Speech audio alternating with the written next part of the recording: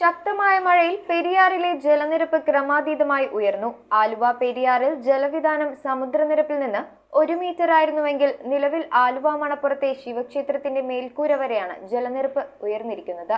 പുഴയിലെ ജലനിരപ്പ് ഉയർന്നതോടെ സമീപത്തെ പാടശേഖരങ്ങളിലും താഴ്ന്ന ഭാഗങ്ങളിലേക്കും വെള്ളം കയറി തുടങ്ങി. 2019 ശേഷമാണ് ആലുവ മണപ്പുറത്ത് ജലനിരപ്പ് ഇത്രയും ഉയരുന്നത്.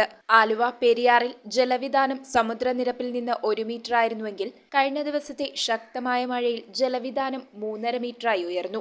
ആലുവ മണപ്പുറത്തെ ശിവക്ഷേത്രത്തിന്റെ മേൽക്കൂര വരെയാണ് ജലനിരപ്പ് ഉയർന്നിരിക്കുന്നത്. പുഴയിലെ ജലനിരപ്പ് ഉയർന്നതോടെ പെരിയാറിൽ നിന്ന് കൈവഴികളിലൂടെ സമീപത്തെ പാടശേഖരങ്ങളിലേക്കും താഴ്ന്ന ഭാഗങ്ങളിലേക്കും വെള്ളം കയറി തുടങ്ങി. ഭൂതത്താൻകെട്ട് ഡാമിന്റെ എല്ലാ ഷട്ടറുകളും മുൻകരുതലായി തുറന്നുവച്ചിരിക്കുന്നു.